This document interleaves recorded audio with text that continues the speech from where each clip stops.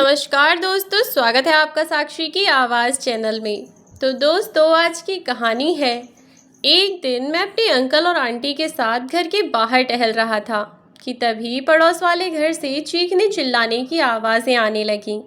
जब हमने दरवाज़ा खटखटाया तो एक औरत ने कहा कि वह टीवी की आवाज़ थी। सुनकर अजीब तो लगा, लेकिन हम लोग वहाँ से वापस चले गए। लेकिन अब रोज़ ही वह आवाज़ें आने लगी थीं।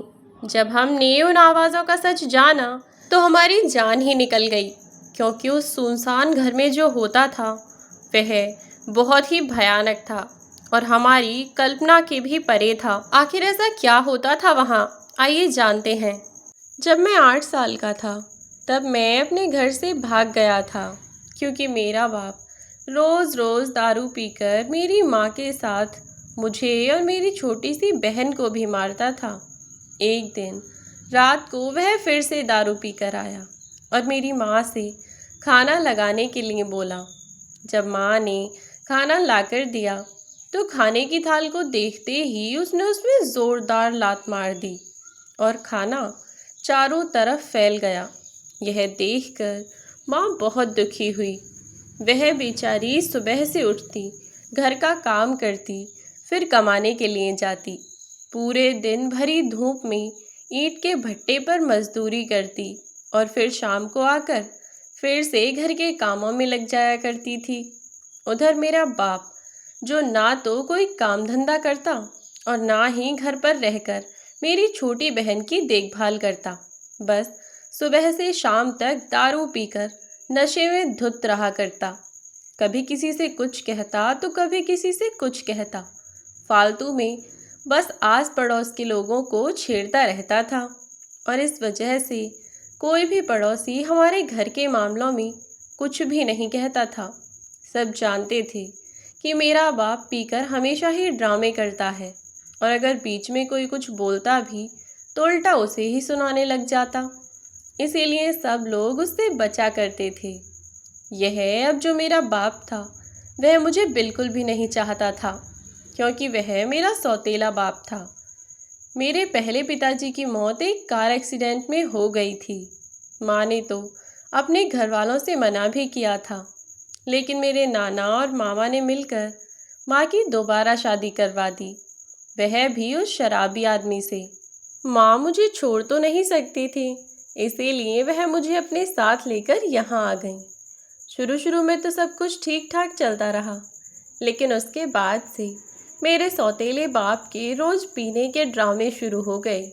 माँ की दूसरी शादी के कुछ साल बाद ही हमारे घर में मेरी छोटी बहन ने जन्म लिया। अब माँ पूरे दिन काम पर जाया करती और मैं घर में अपनी छोटी बहन की देखभाल किया करता।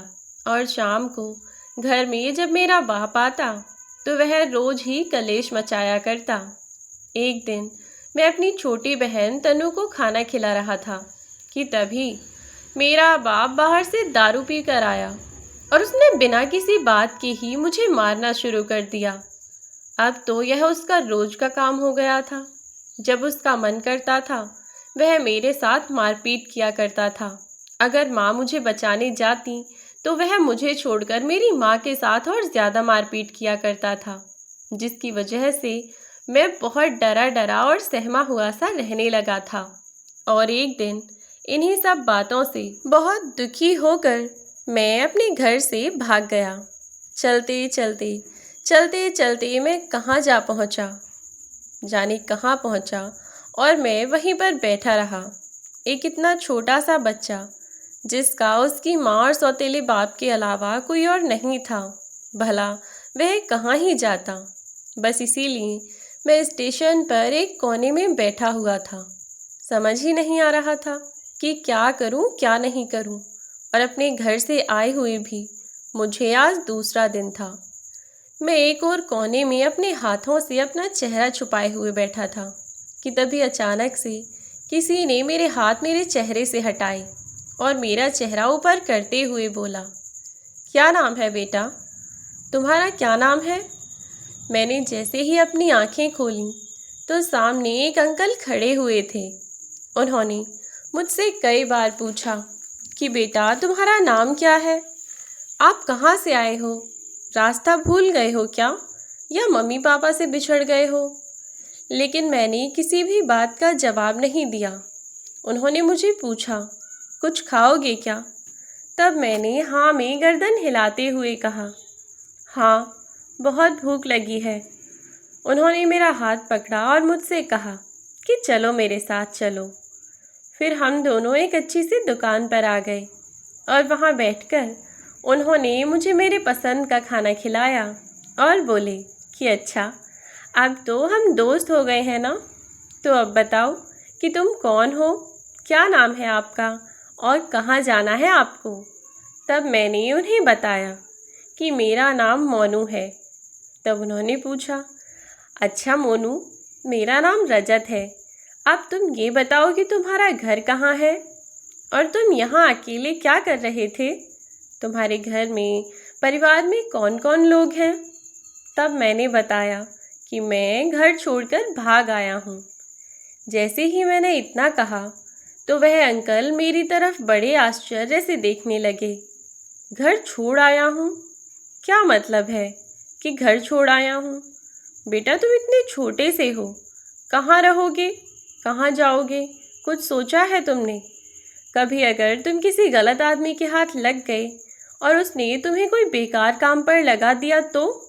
तुमने सुना नहीं है क्या? आजकल ऐसे बहुत से गिरोह चल रहे हैं जो बहुत छोटे छोटे से बच्चों से भीख मंगवाते रहते हैं, उनके हाथ पैर काट देते हैं, उन्हें अपाहिज बना देते हैं। क्या तुम्हें इन सब के बारे में सुनकर ज़रा भी डर नहीं लगा? घर से भागते हुए एक बार भी नहीं सोचा? तब मैंने कहा, डर तो बहुत लगा था, लेकिन घर रहकर भी मेरे पापा मेरी हर रोज़ पिटाई किया करते थे। पूरे दिन बेचारी माँ मेरी बाहर से काम करके आया करती और मैं घर पर अपनी छोटी सी बहन को पूरे दिन संभाला करता था। उसके बाद भी पापा रात को रोज़ दारू पी कर आते और फिर उल्टी सीधी गालियाँ सुनाया करते। गालियों तक तो ठीक था, अब तो उनका रोज़ का ड्रामा हो गया था कि वह दारू पीकर अपने घर आते ही मेरे साथ मारपीट किया करते और बार बार बस यही बोला करते कि दूसरे के बच्चे को मैं क्यों अपने पास रखूं, इसका बाप इसको मेरे ऊपर बोझ बनाकर और छोड़ गया है। कई बार मैंने उन्हें माँ से यह कहते हुए भी सुना और वह माँ से इसी बात पर और ज़्यादा लड़ाई किया करते थे कि इसको घर के बाहर भगा दे, मैं इसको और अपने घर में नहीं रख सकता। मेरी माँ बेचारी, वह क्या ही करती। इसीलिए सब कुछ बस सहे जा रही थी, क्योंकि वह मुझे यह भी नहीं कह सकती थी कि मैं उस घर को छोड़कर वहाँ से कहीं चला जाऊँ। अगर मैं और बड़ा होता तो शायद माँ मुझसे कुछ कहती भी, पर मुझसे अब अपनी माँ की और बेइज्जती बर्दाश्त नहीं हुई और मैं बिना किसी को बताए वहाँ से भाग आया। मैंने जब उस आदमी को यह सारी बात बताई तो उसका दिल मेरे लिए पिघल गया और वह एकटक मेरी ओर बस देखे ही जा रहा था। मैंने उसे पूछा कि क्या हुआ अंकल, कुछ ज़्यादा कह दिया क्या मैंने? तब वह बोला, ना मेरे बच्चे, बस देख रहा हूँ, इतना छोटा बच्चा इतना सब कुछ कैसे समझ सकता है। चलो मोनू, अब तुम हाथ धो लो और फिर हम लोग घर चलते हैं। घर पर? चौंकते हुए मोनू ने कहा, मैंने बताया तो आपको अंकल कि मैं घर छोड़ आया हूँ। जब मैंने उन्हें कहा तो वह हंसते हुए उन्होंने जवाब दिया, हाँ बाबा, जानता हूँ, लेकिन आज मैं तुम्हें नए घर लेकर चलूँगा जिसमें तुम्हें कोई नहीं डांटेगा और ना ही तुम्हें वहाँ कोई फटकारेगा और ना ही कोई मारने वाला होगा। और उसने मुझे अपने साथ ले जाने का फैसला किया। इतने दिनों बाद मुझे खाना मिला था। लगभग 2 दिन से भूखा रहा था मैं, तो मैंने भी खूब खाना खाया और वे मेरी तरफ बस देखे ही जा रहे थे। उन्होंने मेरा हाथ पकड़ा और वहाँ से वह मुझे अपनी गाड़ी की तरफ ले गए। रास्ते में हमने बहुत सारी बातें की और फिर हम अपनी गाड़ी के पास पहुँच चुके थे। गाड़ी के पास पहुँचकर उन्होंने गाड़ी का दरवाज़ा खोला और मुझे सीट पर बिठाया। ड्राइवर सीट पर वह खुद बैठे और गाड़ी को चलाकर अपने घर की ओर चल दिए। रास्ते में उन्होंने और भी बहुत सारी बातें पूछीं कि तुम्हें क्या पसंद है, क्या नहीं पसंद है। मुझे पूरे रास्ते उन्होंने चुप ही नहीं रहने दिया। रजत अंकल बहुत अच्छे इंसान थे।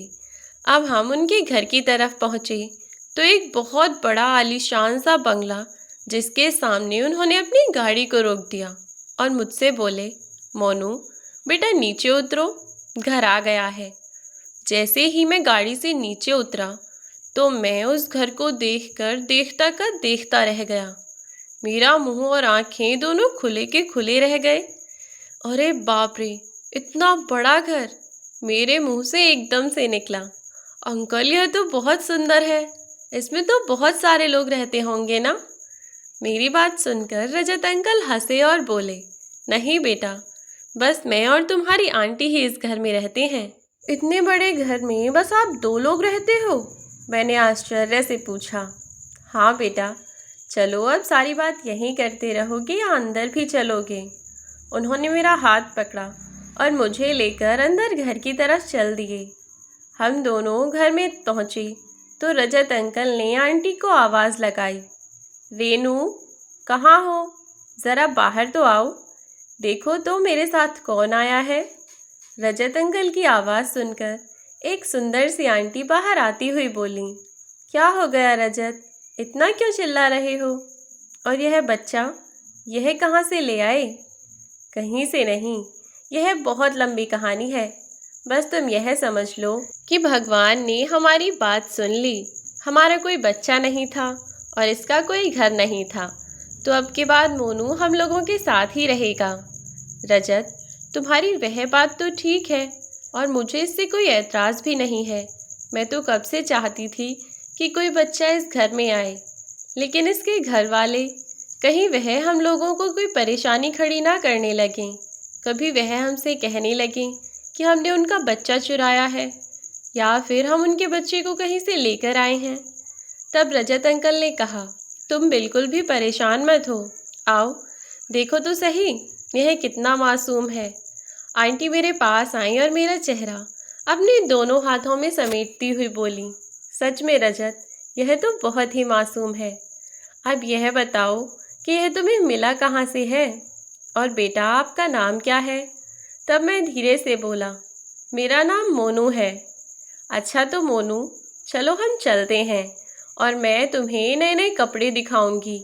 जो कपड़े तुम्हें पसंद आए तो वह बता देना, फिर मैं तुम्हें नहला धुलाकर अच्छे नए कपड़े पहना देती हूँ। चलो मेरे साथ। इतना कहकर रेनू आंटी मुझे वहाँ से ले गईं और उन्होंने मुझे मेरी पसंद के बहुत अच्छे कपड़े पहनाए, मुझे नहलाया, मेरे बाल बनाए और बोली, अगर तुम्हें किसी भी चीज़ की ज़रूरत हो तो तुम बेझिझक मुझसे कह सकते हो, ठीक है ना? तब मैंने भी हाँ में गर्दन हिलाते हुए कहा, ठीक है आंटी, जैसा आप कह रही हैं मैं बिल्कुल वैसा ही करूँगा। मेरे साथ यह जो कुछ भी हो रहा था मेरे लिए किसी सपने से कम नहीं था। कहाँ मैं एक छोटे से कमरे में पूरे परिवार के साथ रहने वाला गरीब बच्चा, और आज उस आलीशान हवेली जैसे महल में रह रहा था। मुझे अपनी किस्मत पर यकीन ही नहीं हो रहा था। बस फिर उस दिन से मैं रजत अंकल और रेनू आंटी के यहाँ पर रहने लगा। वे दोनों मुझे बहुत प्यार किया करते। एक तो उनके यहाँ पहले से ही कोई बच्चा नहीं था, तो उन्होंने अपना सारा प्यार मुझ पर लुटाना शुरू कर दिया। रेनू आंटी तो पूरे दिन मुझे हाथों हाथ रखती, मेरी हर छोटी बड़ी चीज़ का ध्यान वह खुद से रखती थीं। रजत अंकल भी सुबह जब तक अपने ऑफिस जाते तब तक मेरे ही साथ खेल कूद में लगे रहते थे, और फिर एक दिन हम दोनों ऐसे ही आपस में मस्ती कर रहे थे कि तभी रेनू आंटी वहाँ आईं और बोली, रजत, इसके साथ खेल कूद में ही लगे रहोगे या फिर इसको पढ़ाओगे लिखाओगे भी? अरे यह तो बच्चा है, लेकिन आप तो समझदार हो ना, इसका किसी अच्छे से स्कूल में एडमिशन करवाओ। अभी तो यह बहुत छोटा ही है। कोई बात नहीं, अगर लेट पढ़ाई शुरू होगी तो भी क्या है, कम से कम पढ़ लिख जाएगा तो बहुत अच्छा रहेगा।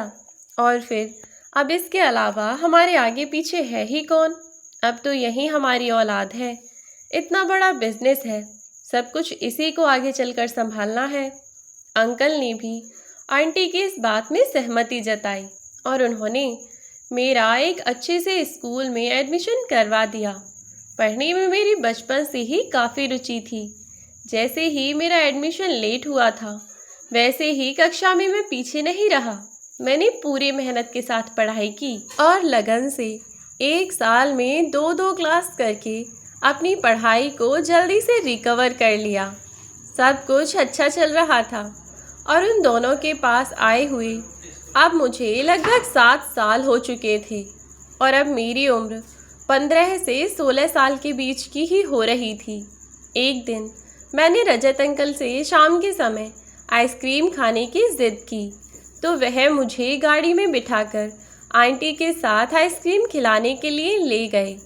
जब हम लोग आइसक्रीम खाकर वापस लौट रहे थे, तो मैंने देखा कि एक बुज़ुर्ग व्यक्ति अपने छोटे से पोते के साथ में वहाँ पर आए हुए थे और वह बच्चा उन बुज़ुर्ग दादाजी से किसी चीज़ के लिए बार बार ज़िद किए जा रहा था।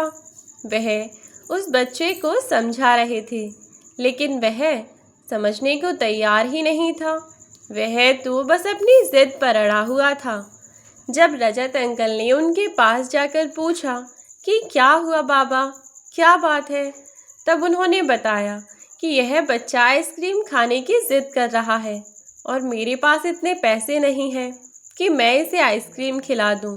मालिक ने जो पैसे इनको आइसक्रीम खिलाने के लिए दिए थे, वो पैसे मेरे से न जाने कहाँ गिर गए हैं और अब ये घर जाकर अगर बता देगा कि मैंने इसको आइसक्रीम नहीं खिलाई है, तो मालिक बेवजह ही मुझ पर गुस्सा करेंगे। पता नहीं बेटा पैसे कहाँ चले गए।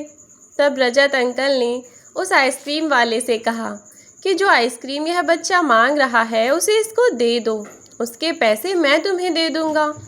तब आइसक्रीम वाले ने उस बच्चे को आइसक्रीम दे दी और वह बच्चा आइसक्रीम लेकर के बहुत खुश हो गया। उधर बाबा रजत अंकल के आगे हाथ जोड़े जा रहे थे। तब अंकल ने उनके हाथों को पकड़ते हुए कहा, कोई बात नहीं बाबा, आप परेशान मत होइए, आप बस इतना बताइए कि आप कहाँ रहते हैं। जब उनसे बातचीत हुई तो पता चला कि वह हमारे बगल वाले घर में ही रहते हैं। पता नहीं क्यों मुझे ऐसा लग रहा था कि वह बाबा बहुत परेशान हैं, बस कुछ कह नहीं पा रहे हैं। उनकी स्थिति बहुत गंभीर थी, बिल्कुल नाजुक सी हालत, कपड़े भी बहुत अच्छे नहीं पहने हुए थे, पतला सा बिल्कुल दुर्बल शरीर, जैसे कि उन्हें खाना ही न मिलता हो, एकदम से बिल्कुल कमज़ोर। मेरा मन हो तो रहा था कि मैं उनसे पूछूं कि आखिर बात क्या है, और मैंने उन्हें कहा भी तो उन्होंने कुछ नहीं कहकर बात टाल दी और वह एक बार फिर से रजत अंकल के हाथ जोड़कर वहाँ से चले गए। अब हम लोगों ने आइसक्रीम खाई और हम भी अपने घर के लिए चल दिए। जब हम रास्ते में जा रहे थे तो रेनू आंटी ने रजत अंकल से कहा, रजत क्या तुम्हें ऐसा नहीं लगा कि वह बाबा किसी परेशानी में थे? वरना तो कौन ऐसा होता है जैसी उनकी हालत थी। रजत अंकल ने भी हाँ में गर्दन हिलाई और बोले, हाँ रेनू तुम सही कह रही हो, लगा तो मुझे भी कुछ ऐसा ही है और शायद मोनू को भी ऐसा ही लगा था, इसीलिए तो इसने तो उनसे पूछने की भी कोशिश की थी, लेकिन उन बाबा ने कुछ बताया ही नहीं। अब बताओ, ज़बरदस्ती हम उनकी मदद करते भी तो कैसे करते? जब हमें कुछ पता चलता कि उन्हें दिक्कत क्या है, तभी तो हम उनकी मदद कर सकते थे ना। अगर हमें पता ही नहीं चलेगा कि उनको दिक्कत क्या है, तो हम उनकी कैसे मदद करेंगे? तुम ही बताओ।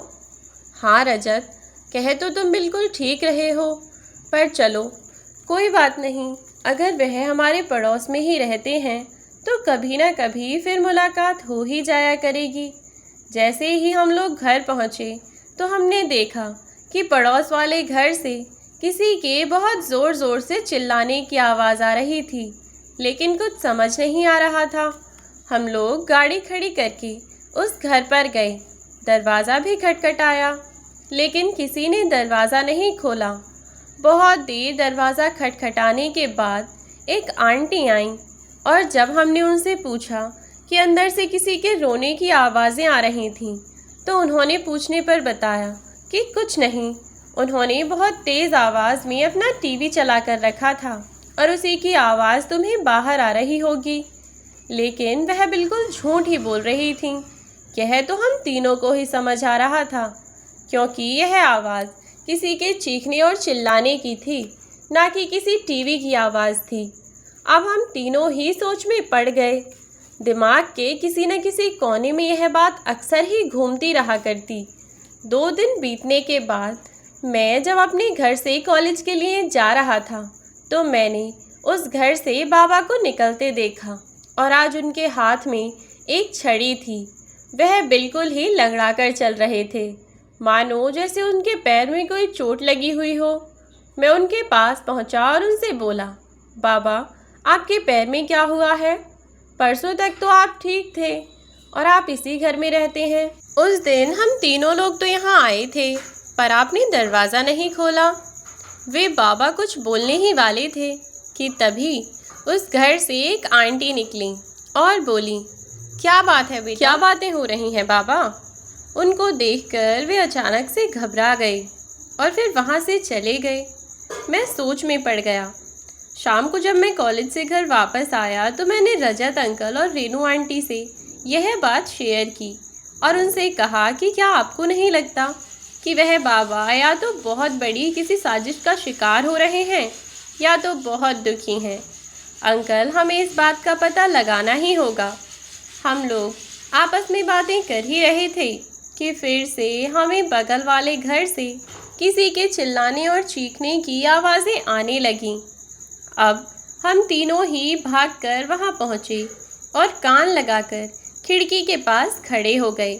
अगली बार जब फिर से वह आवाज़ आई तो हम लोग एकदम से सुन्न रह गए, क्योंकि यह आवाज़ उन बाबा की ही थी और वह ज़ोर ज़ोर से चिल्ला रहे थे कि मुझे मत मारो, मैं तुम्हारे हाथ जोड़ता हूँ, मुझे मत मारो। मैं आज के बाद किसी के भी पास खड़ा नहीं होऊंगा और ना ही किसी से कुछ कहूँगा। मैं तुम्हारे आगे हाथ जोड़ता हूँ, तुमसे भीख मांग रहा हूँ, मुझे छोड़ दो। मैं अब कुछ नहीं करूँगा। जैसे भी तुम लोग बोलोगे मैं बिल्कुल वैसे ही करूँगा। अब तो मुझे छोड़ दो। हम लोग ये सारी बातें सुन ही रहे थे कि अचानक से एक छिपकली आकर रेनू आंटी के ऊपर गिर गई और उनके मुंह से चीख निकल गई। उनकी चीख निकलते ही रजत अंकल ने उनके मुंह को अपने हाथ से दबाया और हम तीनों वहाँ से अपने घर के लिए भाग निकले। जैसे ही अंदर से किसी ने हमारे चीखने की आवाज़ सुनी, वह भी कौन है चिल्लाता हुआ अंदर से घर के बाहर आया। लेकिन तब तक हम लोग पास ही में अपने घर के साइड में बनी बालकनी की एक दीवार के पीछे छुप गए थे, इसीलिए वह हमें देख नहीं पाया था।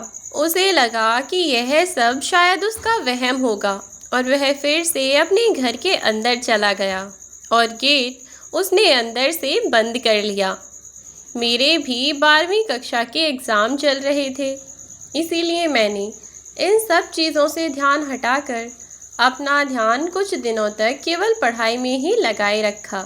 लेकिन मेरा मन कभी भी पूरी तरीके से पढ़ाई में लगता ही नहीं था। कहीं न कहीं कानों में उन बाबा की चीखें ही सुनाई देती रहा करती थीं और रजत अंकल और रेनू आंटी भी काफ़ी कोशिश करते कि कहीं न कहीं वह बुज़ुर्ग बाबा उन्हें दिखाई दे जाएं, तो हम लोग उनसे किसी भी तरीके से कुछ बात कर सकें उनसे कि उनकी आखिर यह हालत कैसे हुई, आखिर यह सब वह क्यों झेल रहे हैं और उनके साथ ऐसा क्या हुआ है। ऐसा क्या होता है उनके साथ कि वह रात को इतने बुरे तरीके से गिड़गिड़ाते हैं। क्या कोई उनके साथ मारपीट करता है? अगर करता है तो आखिर वह व्यक्ति कौन है जो उनके साथ मारपीट करता है? यही सब सवाल हम तीनों लोगों के दिमाग में चलते रहा करते थे। जब कभी भी हम उस घर के बाहर से निकला करते तो थोड़ी बहुत कराहने की आवाज़ कभी भी आ जाया करती थी, लेकिन पिछले कुछ दिनों से अब तो वह आवाज़ आनी भी बंद हो गई थी। हमने बाबा को उस दिन के बाद घर के बाहर कभी नहीं देखा। जैसे ही मेरे एग्ज़ाम ख़त्म हुए, बस फिर सारा ध्यान मैंने बाबा की तरफ ही लगा दिया और मैं दिन रात बस इसी आस में बैठा रहता कि कभी तो वह बाबा घर के बाहर निकलेंगे ही और हमें पता चलेगा कि आखिर बात क्या है, क्या नहीं है। एक दिन मैं उस रास्ते से निकलकर जा रहा था कि तभी मुझे वो बाबा घर के गेट पर दिखाई दिए। जैसे ही मैं उनके पास पहुंचने ही वाला था, उतने में फिर से वही आंटी घर के बाहर निकल आईं और मैंने अपना रास्ता बाबा की तरफ से दूसरी तरफ बदल दिया, क्योंकि मुझे इतना तो समझ आ ही गया था कि जब तक वह आंटी वहाँ रहेगी, बाबा मुझे कुछ भी नहीं कह सकते। अब जब मैंने 2-4 दिन गौर किया तो मुझे पता चला कि बाबा शाम के समय उस छोटे से बच्चे को लेकर थोड़ी बहुत देर के लिए बाहर निकल जाया करते हैं और उस समय उस बच्चे के अलावा उनके पास कोई और नहीं होता और इसीलिए मैंने वह ही सही समय समझा और मैं मौका देखकर फट से बाबा के पास जा पहुंचा। जब मैं बाबा के पास पहुंचा तो मैंने उनसे बातचीत करनी चाही, लेकिन बाबा मुझे आंख के इशारे से जैसे मानो यह बता रहे थे कि वह मुझसे अभी बात नहीं कर सकते, क्योंकि शायद कोई है जो उन पर नज़र रखे हुए था। अब मुझे समझ नहीं आ रहा था कि मैं बाबा से बात करूं तो आखिर कैसे करूं। अब जब बाबा उस बच्चे को आइसक्रीम खिलाने उस आइसक्रीम वाले के पास पहुंचे तो मौका देखकर मैं भी आइसक्रीम लेने के लिए पहुंच गया और मैंने बाबा से धीरे से कहा कि बाबा, मैं जानता हूँ कि आप ज़रूर किसी परेशानी में हैं, पर आप हमें बता नहीं सकते क्योंकि आप किसी न किसी तरीके से किसी न किसी दबाव में बंधे हुए हैं शायद, या तो कोई आप पर नज़र रखे हुए है। बस आप मुझे उंगली के इशारे से हाँ या ना में जवाब देना। अगर मैं आपसे जो कह रहा हूँ वह सच है तो आप एक उंगली दिखाइए और अगर गलत है तो मुझे 2 उंगली से इशारा कीजिएगा। तब बाबा ने मुझे एक उंगली से इशारा किया और मुझे यह समझते हुए 1 मिनट भी न लगी कि बाबा सच में किसी बहुत बड़ी परेशानी में हैं।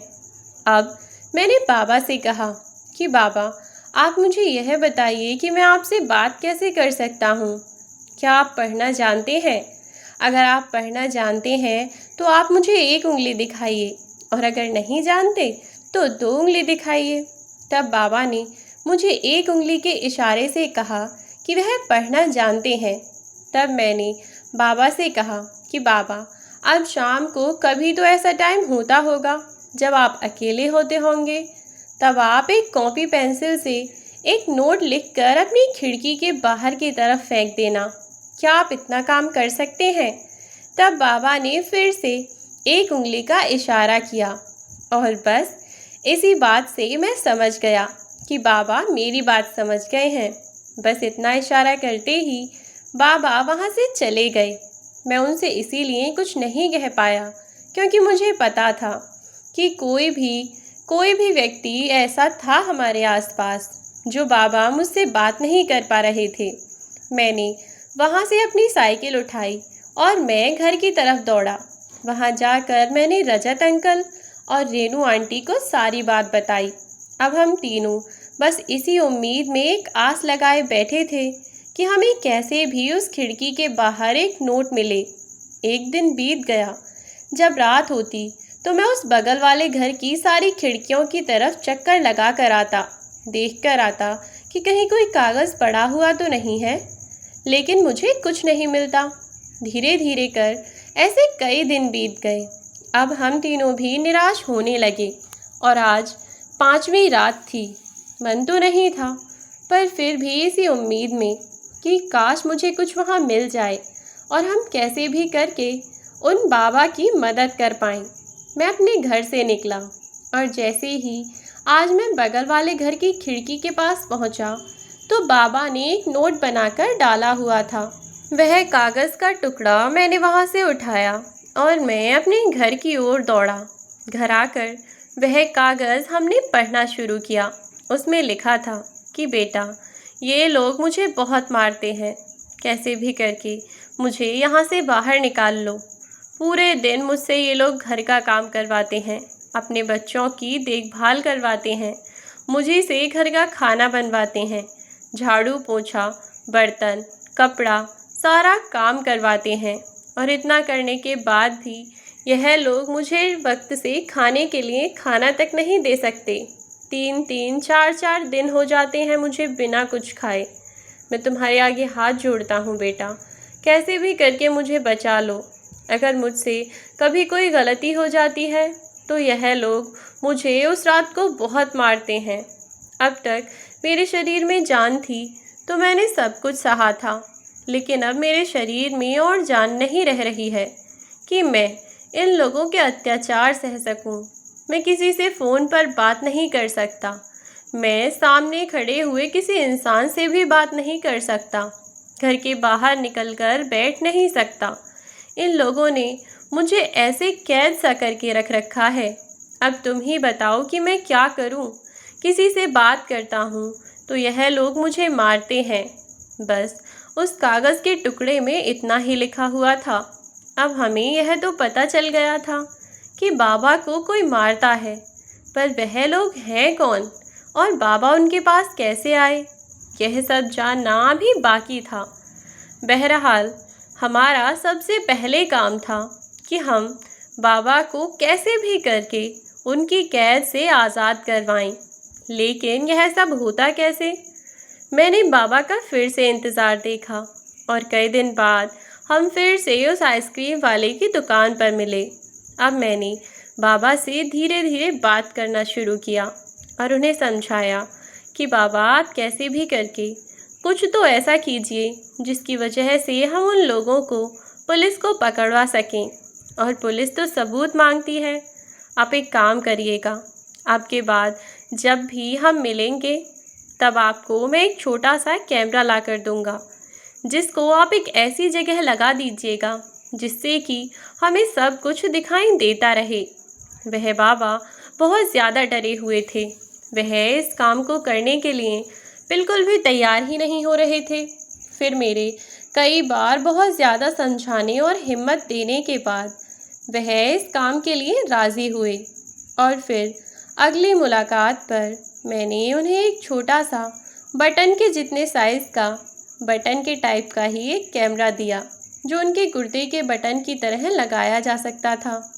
अब बाबा ने मेरी बात मानी और उसे ले जाकर अपने घर में लगा दिया।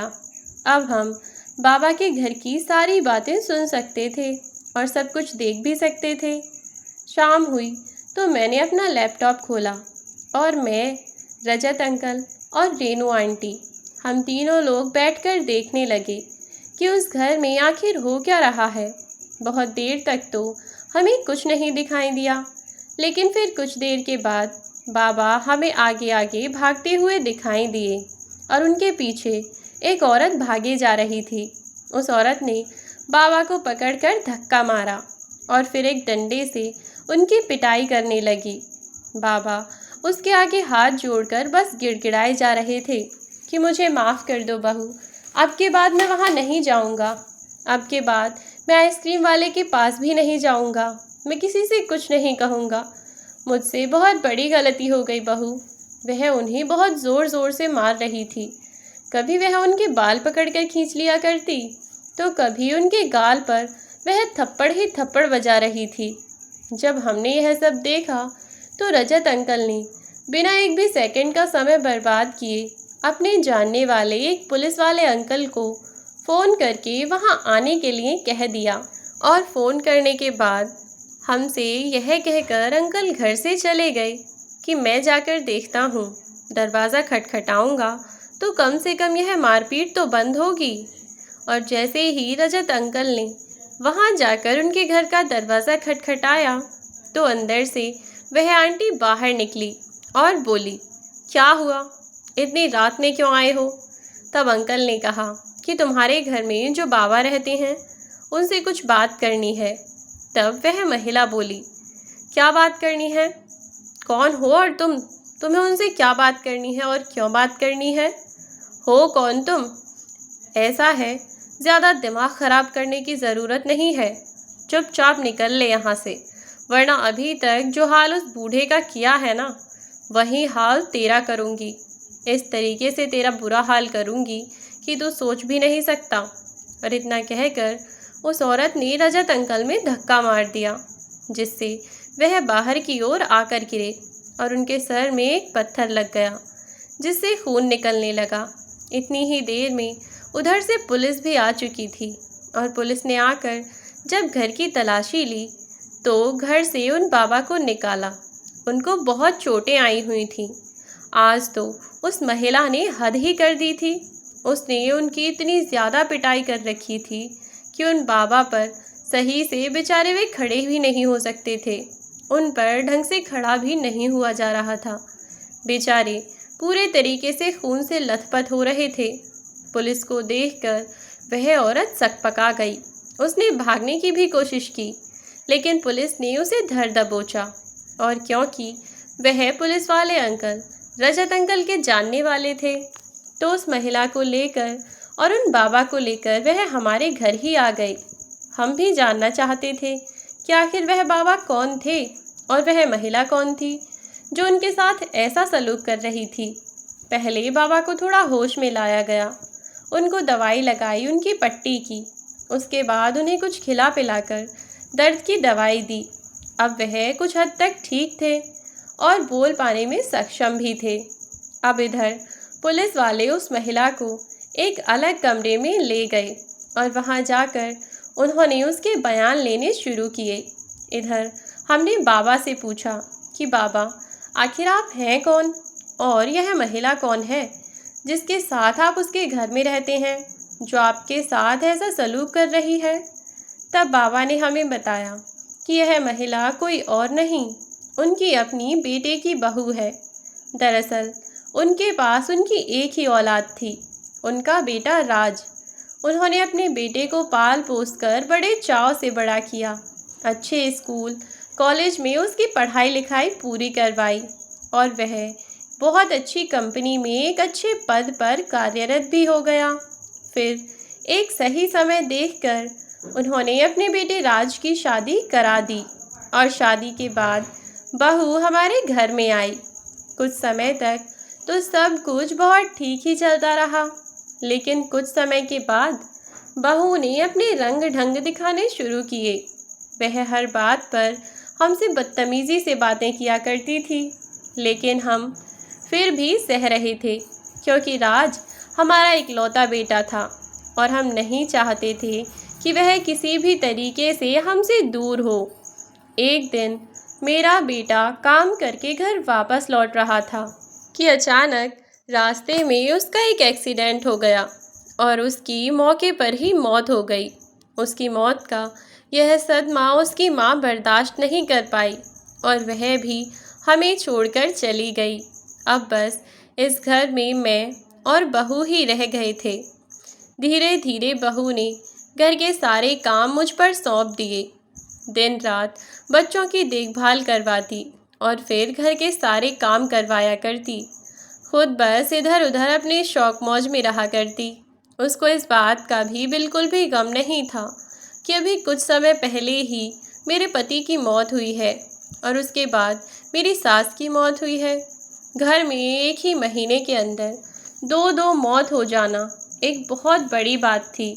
मैंने फिर भी खुद को जैसे तैसे संभाला।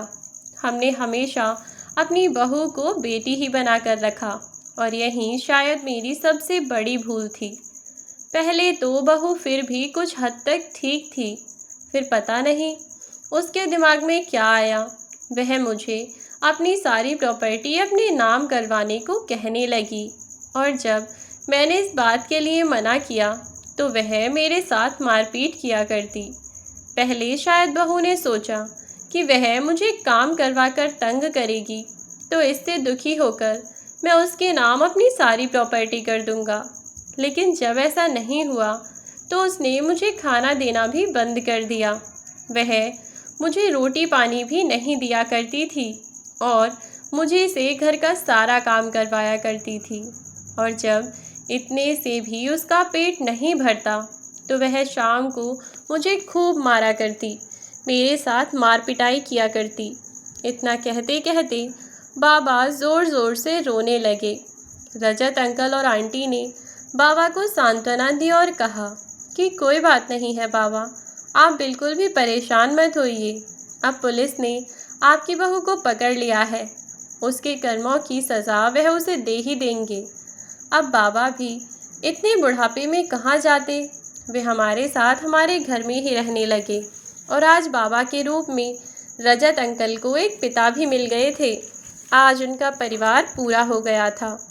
आज मैं, बाबा, रजत अंकल और आंटी हम सब साथ साथ रहते हैं और खुशी खुशी अपना जीवन व्यतीत कर रहे हैं। वहीं बाबा की बहू अपने किए गए कर्मों की सज़ा जेल में भुगत रही है। तो दोस्तों, यह थी हमारी आज की कहानी। आज की कहानी आपको कैसी लगी हमें कमेंट बॉक्स में ज़रूर बताएं। वीडियो यदि अच्छी लगी हो तो वीडियो को लाइक और शेयर कर दें। चैनल पर यदि नए हो तो चैनल को सब्सक्राइब करके बेल आइकन को भी प्रेस कर दें, जिससे कि आने वाली वीडियोस की नोटिफिकेशन आपको मिलती रहे। तो दोस्तों, आज के लिए बस इतना ही। अंत तक बने रहने के लिए धन्यवाद। मिलती हूँ आपसे एक नई वीडियो में एक नई कहानी के साथ। तब तक के लिए बाय बाय मेरे प्यारे दोस्तों। अपना ख्याल रखें और सुरक्षित रहें।